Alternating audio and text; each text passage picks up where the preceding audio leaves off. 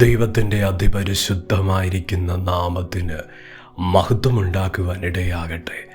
ദൈവം സംസാരിക്കുന്ന, കർത്താവ് ഇടപെടുന്ന, ദൈവശബ്ദം കേൾക്കുന്ന അനുഗ്രഹിക്കപ്പെട്ടൊരു ദിവസമായി ദൈവിക വിടുതൽ അനുഭവിക്കുന്ന, കർത്താവിൻ്റെ വിലയേറിയ വാഗ്ദത്തങ്ങൾ കണ്ട് സന്തോഷിക്കുന്ന ഒരു ദിവസമായി തീരുവാൻ ഇടയാകട്ടെ. വചനം കേൾക്കുന്ന ദൈവമക്കൾക്കായിട്ട് കർത്താവിനെ സ്തുതിക്കുകയും യേശുവിൻ്റെ നാമത്തിൽ സ്നേഹവന്ദനത്തെ അറിയിക്കുന്നു. 2 രാജാക്കന്മാരുടെ പുസ്തകം 6 അധ്യായം 1 വാക്യം. പ്രവാചക ശിഷ്യന്മാർ ഏലീശയോട്, ഞങ്ങൾ പാർക്കുന്ന ഈ സ്ഥലം ഞങ്ങൾക്ക് തീരെ ഇടുക്കമായിരിക്കുന്നു എന്ന് കാണുന്നുവല്ലോ. നമുക്ക് വളരെ പരിചയമുള്ള ഒരു തിരുവെടുത്ത്. അവർ പാർക്കുന്ന ഇടത്തെക്കുറിച്ച്, അവരുടെ ദർശനം, അവരനുഭവിക്കുന്ന ആ തലത്തെക്കുറിച്ച്, അവരുടെ കാഴ്ചപ്പാട്, അതിനും ഒരു മാറ്റം വേണം. അതിന്ന് വിശാലതയിലേക്ക് കൊണ്ടുവരണം. ആ ഒരു സ്ഥിതി, ഞങ്ങൾ പാർക്കുന്ന സ്ഥലം ഞങ്ങൾക്ക് തീരെ ഇടുക്കമായിരിക്കുന്നു എന്ന് മാത്രമല്ല പറഞ്ഞത്, തീരെ ഇടുക്കമായിരിക്കുകയാണ്. ദൈവത്തിൻ്റെ പരിശുദ്ധാത്മാവ് ഇന്ന് നമ്മോട് ആഴമായി ഇടപെടുന്ന ദൈവത്തിൻ്റെ ശബ്ദം, പാർക്കുന്ന ഇടത്ത് ഇപ്പോൾ ആയിരിക്കുന്ന അന്തരീക്ഷം, പാർക്കുന്ന ഇടത്ത് ഇപ്പോൾ ആയിരിക്കുന്ന സ്ഥിതി ഒരു മാറ്റം ആഗ്രഹിക്കുകയാണോ? ആ സ്ഥിതിക്കൊരു വ്യത്യാസം വേണം, ഒരു വിശാലത വേണം. അങ്ങനൊരു സമയത്തിലാണോ, അങ്ങനൊരു ആഗ്രഹത്തിലാണോ ജീവിതസ്ഥിതിയായിരിക്കുന്നത്? ദൈവത്തിൻ്റെ കരം ഇറങ്ങാൻ പോകുന്നു.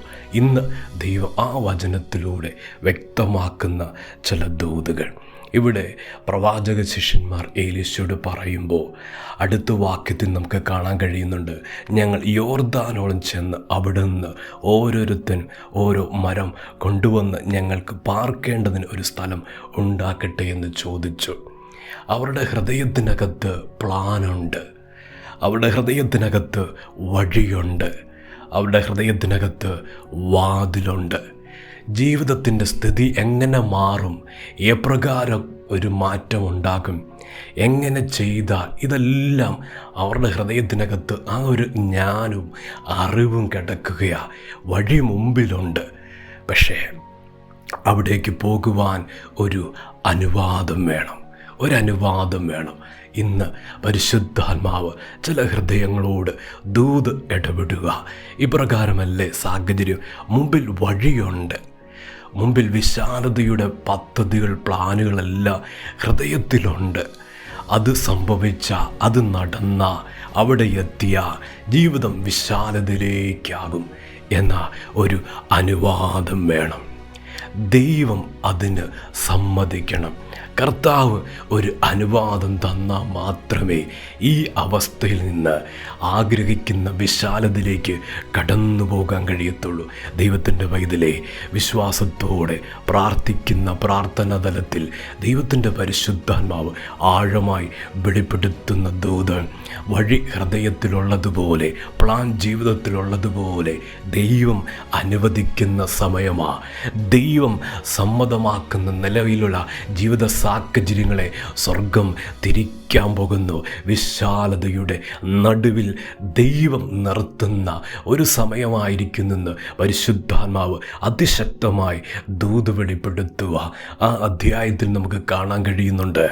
ആ സന്തോഷത്തിൻ്റെ ഇടയിൽ ജീവിതത്തിൻ്റെ ആ വൈഷമ്യമേറിയ തലമാക്കി മാറ്റുന്ന നിലയിൽ ഒരു വ്യക്തിയുടെ കോടാലി ഊരി വെള്ളത്തിൽ, യോർദാനിൽ വീഴുക, അയ്യോ എന്ന് പറഞ്ഞ് ഒരു നിലവിളി, സന്തോഷത്തിൻ്റെ നടുവിൽ വിശാലതയുടെ ഒരു ആഹ്ലാദം അകത്തളങ്ങളിലുള്ളപ്പോൾ ഒരു ദുഃഖം കടന്നു വന്ന ഒരു സാഹചര്യം ആ അധ്യായത്തിൽ നമുക്ക് കാണാൻ കഴിയുന്നു.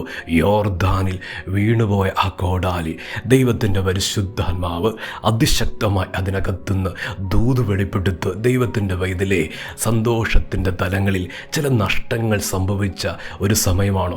നഷ്ടപ്പെട്ടു പോയി എന്ന് ചിന്തിക്കുന്ന സമയമാണോ? ഇനി അത് വീണ്ടെടുക്കാൻ കഴിയത്തില്ല എന്ന് ചിന്തിക്കുന്ന ഒരവസ്ഥയാണോ? പരിശുദ്ധാത്മാവ് ദൂത് വെളിപ്പെടുത്തുന്നു.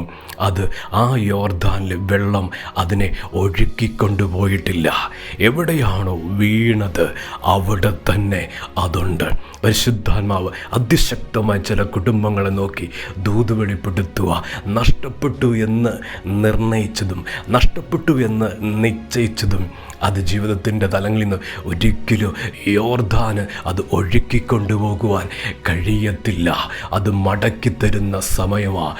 വിശാലതയുടെ നടുവിൽ സന്തോഷത്തിൻ്റെ അനുഭവങ്ങളെ കെടുത്തുന്ന ഏത് നഷ്ടമാണോ ദൈവത്തിൻ്റെ പൈതലേ, അത് മടങ്ങി വരുന്ന ഒരു സമയമാണെന്ന് പരിശുദ്ധാത്മാവ് ആഴത്തിൽ ദൂത് വെളിപ്പെടുത്തുക. ഇന്ന് ഹൃദയതലങ്ങളിൽ ഈ ദൂത് ഏറ്റെടുക്കട്ടെ. വഴിയുണ്ട്, വാതിലുണ്ട്, ജീവിതം വിശാലമാകുന്ന ഒരു പ്ലാൻ ഹൃദയത്തിലുണ്ട്. ദൈവം അനുവദിക്കാൻ പോവുക, കർത്താവ് സമ്മതിക്കാൻ പോവുക. ആ അവസ്ഥയിലേക്ക്, വിശാലതയിലേക്ക് കർത്താവ് കൊണ്ടുവരും. ആ നിലയിൽ ദൈവത്തിൻ്റെ കരം ചാഞ്ഞിറങ്ങുന്ന ദിവസമായി തീരാൻ പോകുന്നു. പ്രാർത്ഥിക്കട്ടെ. സ്നേഹവാനായ ദൈവമേ, സ്വർഗ്ഗപിതാവേ, ഇന്ന് കേൾപ്പിച്ച ദൂതിനായി സ്തോത്രം, ആലോചനയ്ക്കായി സ്തോത്രം. ഇപ്പോൾ പാർക്കുന്ന ഇടത്തെ അവസ്ഥയറിയുന്ന ദൈവം, ഞെരുക്കമറിയുന്ന ദൈവം, വിശാലതയുടെ പദ്ധതികൾ കർത്താവേ ഹൃദയത്തിൽ പകർന്നുകൊണ്ട് വാഗ്ദത്തങ്ങളിൽ എത്തിക്കുക. ദൈവത്തിൻ്റെ നീതിയുടെ കരം ഇറങ്ങുവാൻ പ്രാർത്ഥിക്കുന്നു. വചനം കേൾക്കുന്ന ദൈവമക്കളെ അനുഗ്രഹിച്ച് പ്രാർത്ഥിക്കുക. അനുഗ്രഹമായി തീരട്ടെ.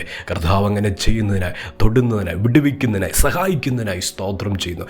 പ്രാർത്ഥന കേട്ടതിന് നന്ദി. യേശുവിൻ്റെ നാമത്തിൽ തന്നെ. ആമേൻ.